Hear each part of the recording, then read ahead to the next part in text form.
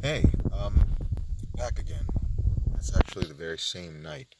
I just did another video as my introduction, um, rudimentary introduction, terrible introduction actually.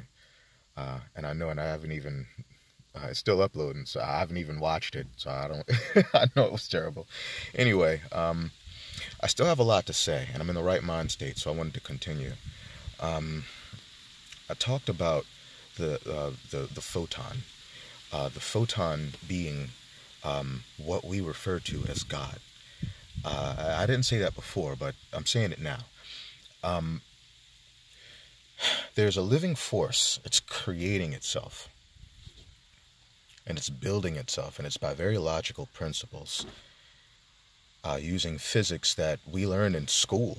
We just need to relearn them in a quantum state, or sort of in a torsion field type of state, to understand the quantum nature of our physics as it applies to higher realities. And that's like alchemy and hermetic, the hermetic laws. But those are other videos. I intend to go into all of that because I know it for whatever reason. Um, I know why, and I'll explain all that too. But I wanted to talk about the photon. The photon is a living thing.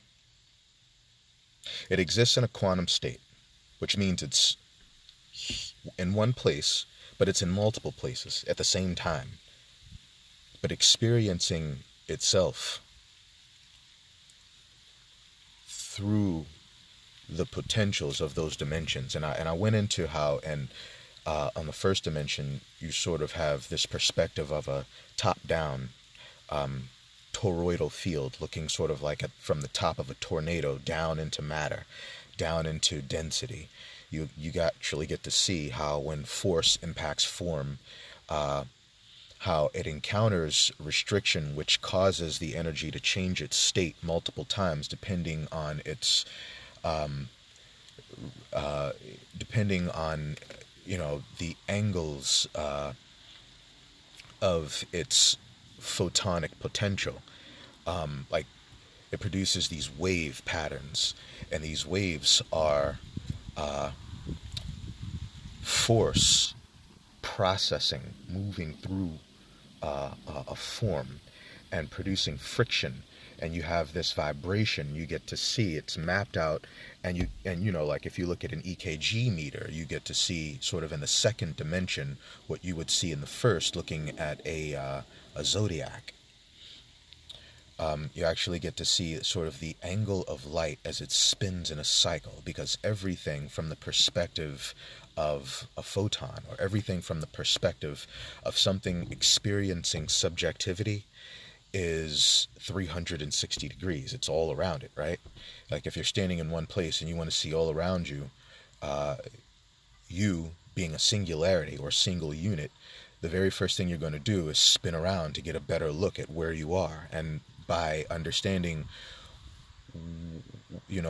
where you're not, you get to extrapolate a measure of distance, and now you have a second dimension, and that second dimension produces duality. It gives you a perspective that shows you where you are versus where you've been, and that second perspective, that number two, is the principle by which energy or intent is able to alternate. It's able to move from one place to the other, and because it's all technically the same entity experiencing itself through this process, it's experiencing itself subjectively through duality. So it gets to see that I'm here, but I'm not there. So because it's all the same thing, it is technically here and there, but it's able to subjectively say, well, I'm here, but I'm not there, through each point, right? That's perspective, that's duality, that's the second dimension. And that on an EKG meter, you would actually see sort of like the pulse, like when you see a tremor, there's a force impacting a form. You have a force, right? You have a force, and then you have form, and that's the cross. That's the marriage of masculine and feminine. Force, where you have primordial fire and air, and form, feminine, right? Primordial water and earth. So we think of elements in terms of the things that we interact with, but no, they're greater forces. We experience them in physicality, and they express themselves a certain way. But because it's the photon, and it's the photon that's self-aware, everything that it's creating, everything about this matrix that we consider to be even, symbolic, the photon takes literal, because it's making all of this stuff up and experiencing it all, and through us, it's understanding what can be created. And based on what it understands can be created, it can maneuver circumstances, it can maneuver people and create circumstances that allow for the right vibrations, the right patterns of circumstances to play out, so that this potential manifests itself, like through a sifting of atoms, like a it's difficult to explain, like cymatics. If any of you know what that is, cymatics, and I'm not going to go into it right now, but it's really just sort of an understanding of how vibration imposes itself on the matter and organizes it, gives it instructions, makes it move a certain way, takes on a certain behavior, and it builds itself and organizes itself in certain patterns that are interpreted different ways depending on your perspective, right? And again, from the first dimension, the highest perspective, God, it sees all things as one. It sees light and dark as the same damn thing. In the second dimension, in duality, you see light and dark as something to be repelled from you or compelled by, right? In duality, man and woman, light and dark. You have electricity and magnetism. You have something repelling and something magnetizing, something repelling and something drawing in. You have repulsion and magnetism. You have direct forward electricity. You have contracting, receding receptiveness, right? You have masculine form of energy and feminine form of energy, which builds itself in so many different ways. And in the third dimension, when you have where it's able to take like a planar form, you have a trinity, a synthesis of two major principles functioning at critical angles that give them an intensity, like a yod, a yod, right? An intensification, like a laser, how light takes on a certain angle and it intensifies. And that intensity in this trine, this trinity, if anybody's ever built or tampered with motors, you understand how a delta or Y phase engine or a motor has like the greatest efficiency on the use of power. So like a trine is like the most powerful and most harmonic state of focusing energy that produces something new and something better than the sum of its parts. It's the masculine and feminine principle come together with a third aspect, and their harmony produces something totally new. So it's the process of creation, the Trinity, taking place. Oh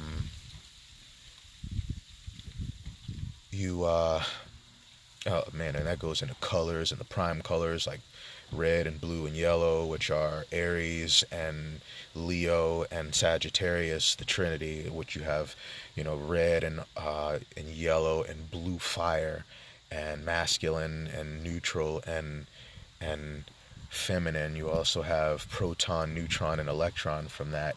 And because it's the prime colors, you have the entire color spectrum you can create from red, yellow, and blue. And then it also produces brown and gold, and like the whole physics of this universe are encoded in the zodiac and in the color and in the.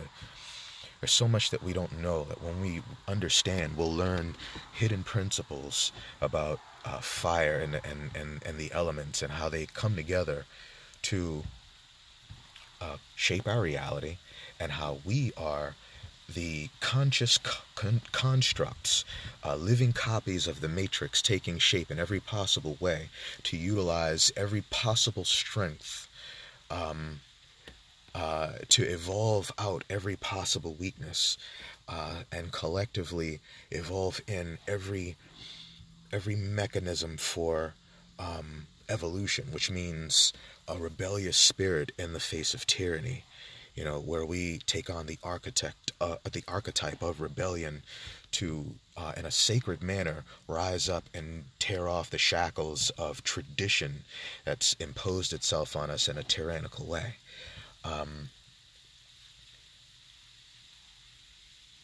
The pendulum swings in either way, and over time it becomes corrupt. It just moves too far in one direction, and the balance is tipped.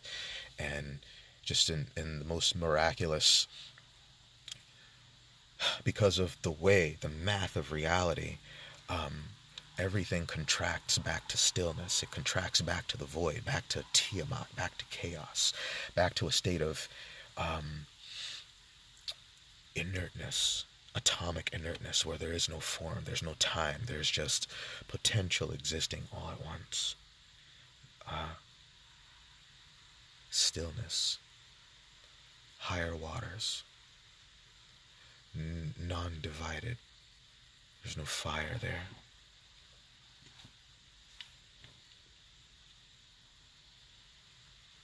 Fire can't exist in that place. It takes on a different shape, a different state. It's more pure, like superheat, like fission. But it's a principle.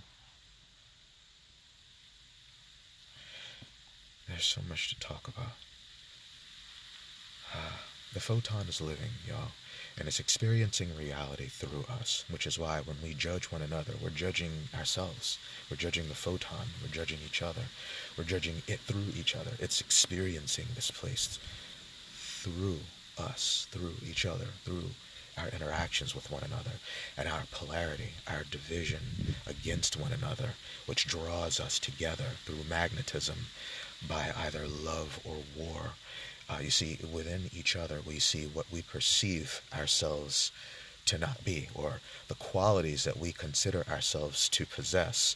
We see the opposition or the opposite of those qualities in others. And when we feel we need to either grow in a certain way or to tackle a certain fear, we create we project the construct of that body of qualities onto other people, and that's what attracts us to them, either by hatred or by love. And that's the principle of relationships, and how Libra works, and the division between perspectives that gives us the dividing force of the devil, the friction of heat, the Om, the resistance incarnate that divides you from yourself by perspective, by the qualities you choose to embody.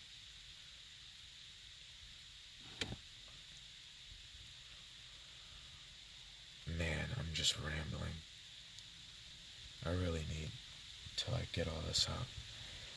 I have illustrations to show how the sine wave is just the expression of Aries moving through the zodiac, through to Pisces,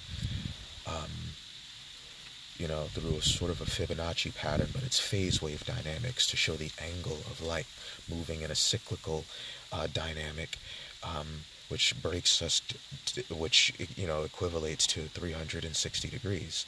And from 360 degrees, you extrapolate all dimensions of space that the atom is capable of taking, which gives you the breakdown of dimensions and how time expresses itself through the photon. And I'm telling you, the photon is awareness incarnate. It's light itself. Light is the photon. Light is awareness.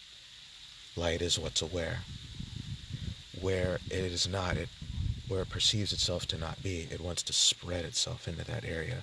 And all matter that's created based on it takes on that same principle.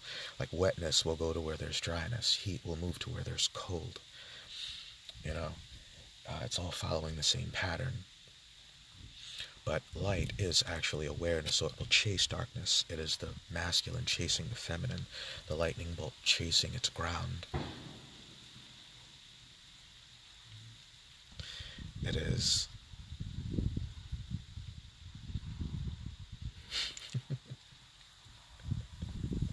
Some of you know. Very much aware.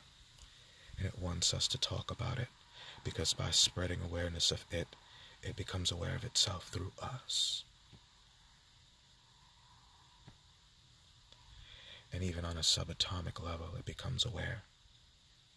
This polar shift is going to induce so many changes in the way we process awareness incarnate that comes from the sun. It's going to change the nature of consciousness on a subatomic level. We've been backwards, living in patriarchy. Oh. Shh. We'll talk more later.